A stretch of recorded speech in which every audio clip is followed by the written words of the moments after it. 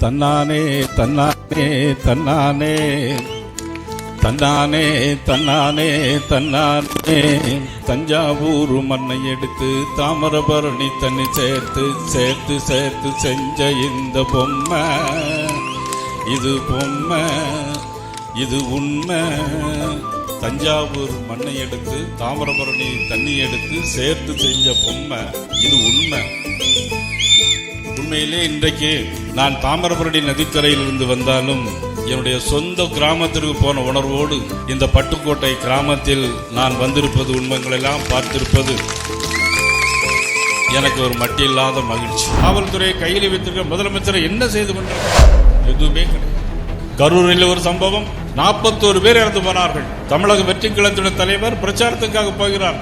அந்த பிரச்சாரத்தில் அவர் எடுத்த உடனே 10 ரூபா பாட்டிலுக்கு 10 ரூபா பாட்டிலுக்குன்னு பாட்டு பாடுறார். 10 ரூபா பாட்டிலுக்குன்னு அவங்க எல்லாத்துக்கும் தெரியும், அப்படித்தானே? டாஸ்மாக்ல 10 ரூபா பாட்டிலு கமிஷன் வாங்குறாங்கன்ட்டு அவங்க பாட்டு பாடுறாங்க. உடனடியாக செருப்பை குத்திக்கு வீசுறாங்க. எல்லாரும் கரண்ட் ஆஃப் ஆகுது. லத்தி சார்ஜ் நடக்குது. எல்லா பெண்களும் தள்ளு முள்ளுல. நீங்க 10 வயசு குழந்தை, 3 வயது குழந்தை, பெரிய வயதான தாய்மார்கள் அந்த சாக்கடையில் விழுந்து நசிங்க 41 பேர் இறந்து போனார்கள். யார் காரணம்? திமுக முன்னாள் அமைச்சர் காரணம். இரவோடு இரவாக அந்த முன்னாள் அமைச்சரை காப்பாற்றுவதற்காக முதலமைச்சர் சென்னையிலிருந்து உடனடியாக கரூர் வருகிறார்.